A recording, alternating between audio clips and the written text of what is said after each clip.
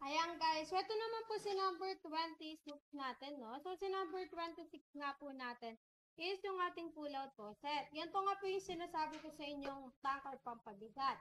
Para guys, kahit i-pull out po natin to. Yan, babalik lang din po siyang ganyan.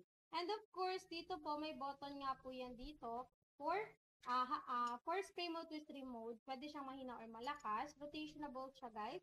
Through 360 degree of course. Ayan guys, so number 26 sa ating yellow basket. I-go-go nyo na to, i-go-go nyo na to.